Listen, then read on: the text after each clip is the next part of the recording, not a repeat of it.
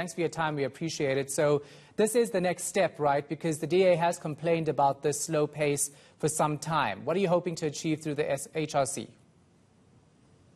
Joanna, look, I mean, it's quite important to also note that this is possibly the biggest, in fact, it is the biggest public health response since the dawn of democracy.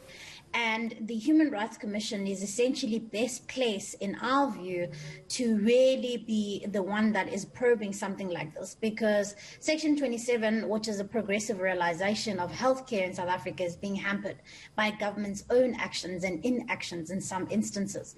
We know that the acquisition has been slow from the start, but we're also now concerned that the actual rollout is not up to scratch.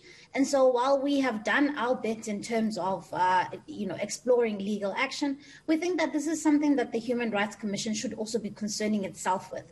And we think that this is one of those moments where this Human Rights Commission should step up to the plate and really launch an investigation on the process that has been unfolding thus far, and actually be ones that are also on the lookout, as is Parliament, as is various other stakeholders, in terms of looking out how this rollout is going to pan out as we are heading towards the next couple of months.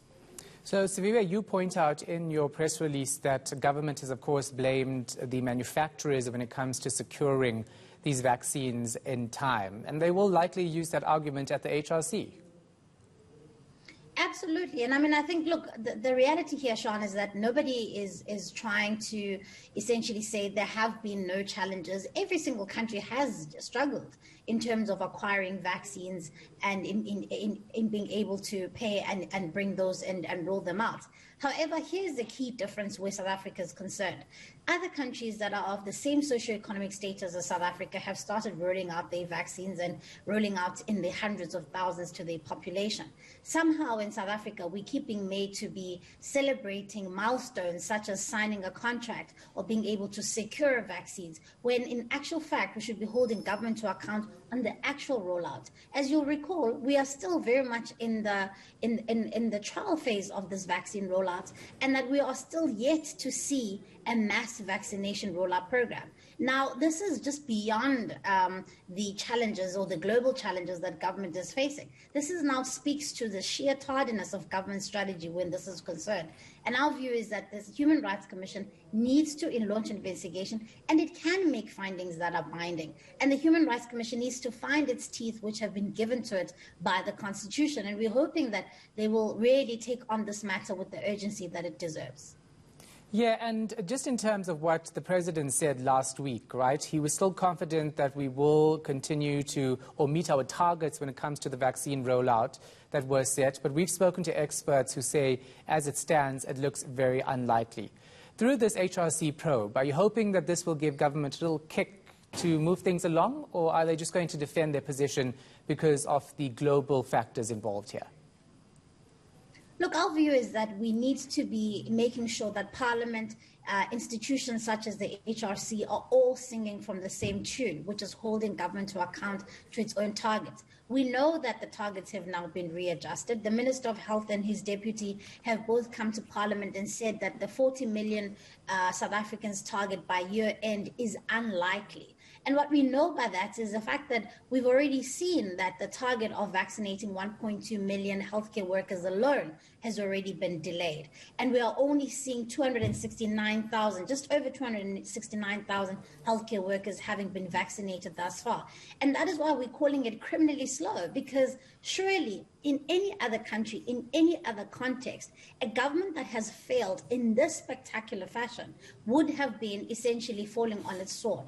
And so that is what we are hoping to do. We are hoping that the HRC can make findings that are binding against government, findings that we can be able to hold them account against where it comes to Parliament, but also where the courts can hold them against when this matter perhaps even goes through to that process. The Health Minister and the President have often said that they have consulted when it comes to the rollout of vaccines. They've informed Parliament of what's happening, and they've informed the nation. But we know that many people would say otherwise.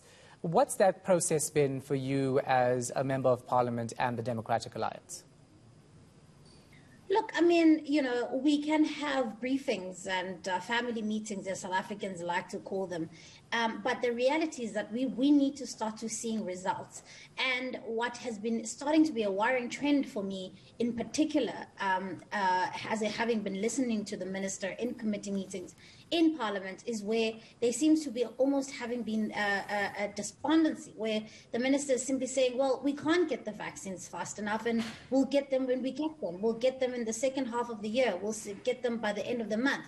And quite frankly, I mean, this is simply not good enough. We need to start to seeing timelines that are met, that are stuck to. And that is starting to concern me, that we are almost starting to accept that this is the state at play here and that government simply is trying its best. But we're yet to see that really materialize into action. And that's why our view is that Parliament needs to play its role, hold the interministerial committee accountable, very much so in Parliament, but also now here's an opportunity for a Chapter 9 institution to also do what is right and what is mandated by their own founding principle to hold government to account to this. Because this has now stopped becoming just simply incompetence by government. This is now a human rights violation, and that's something that they should be concerned about. All right, thank you so much for your time. We appreciate it. DAMP Siviwe Gwarube.